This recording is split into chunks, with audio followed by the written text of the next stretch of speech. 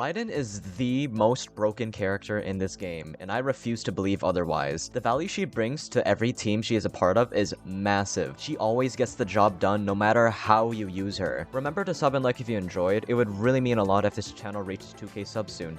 Thanks, I greatly appreciate it. Many of you guys might be new to Genshin and might be debating whether or not to go for Raiden, so let me explain why she's so broken in the first place and why I'd say she's the only character I'd consider close to being a must-pull. For normal attacks or whatever, no need to level those up unless you want to run a physical Raiden for a meme build for some reason. Her skill is among one of the best in the entire game for a few reasons. One reason is that it has a long uptime and short cooldown, so you're more than likely going to have it up at all times. It has decent energy generation, mediocre damage, and decent electro application.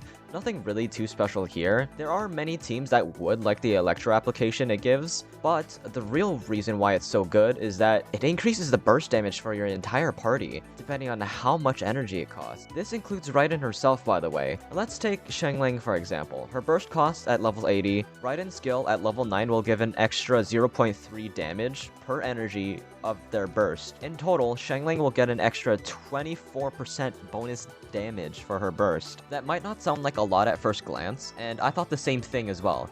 But keep in mind, Xiangling's burst can hit many enemies multiple times, and this buff will apply to anyone in the party as long as their burst counts as elemental burst damage. So characters like Ito, Xiao, and a few others will not be able to take advantage of the buff because they are the normal attacks, but infused with an element, kind of, if that makes sense. Her burst is the main part of her kit, and is among one of the best in the entire game, for many reasons I will get into. She has a stacking buff mechanic called Resolve, which is visually indicated by the purple ring that follows the character on field, and has a max amount of stacks of 60. Raiden will gain Resolve stacks whenever a character other than herself uses their burst, and the number of stacks that she gains will depend on the cost of it as well, similar to her skill. On top of this, her first passive will allow her to gain 2 resolve stacks whenever someone collects a particle once every 3 seconds. When you use her burst, it will convert all of those stacks into extra damage for the entire duration. During the state when she uses her Booba Blade, she gains an entirely new moveset. The hitboxes are huge, so it will be very easy to hit multiple targets. Raiden is also capable of generating energy for the entire party throughout the entire duration. She also has very high resistance to interruption, so you will be able to reliably damage anything for the next 7 seconds without being interrupted at all. And we're still not done yet. Her second passive allows every point of energy recharge above 100% to increase her electro damage bonus by 0.4% and the amount of energy she generates during her burst by 0.6%. This is why you see a lot of Raidens have around 200 to 250 energy recharge and still consistently hit 100k with her burst every time she uses it. With all of this combined, her burst has amazing utility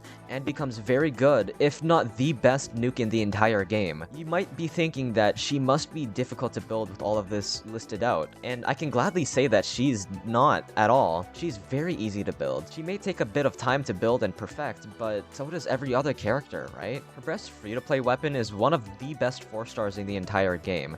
The catch is quite simple to use and yet effective. Just use the character's burst and you get instant value. It may not work for a few characters, but for everyone else, they get so much value out of the weapon because of how versatile it is. Raiden is no exception to this. The substat on this weapon is energy recharge, which is universally a very important stat to build into, and the passive gives an extra 32% damage and 12 crit rate to the character's burst, which is perfect for Raiden because she uses every single stat that it provides. The only thing that is bad about this weapon is that it takes an eternity to farm.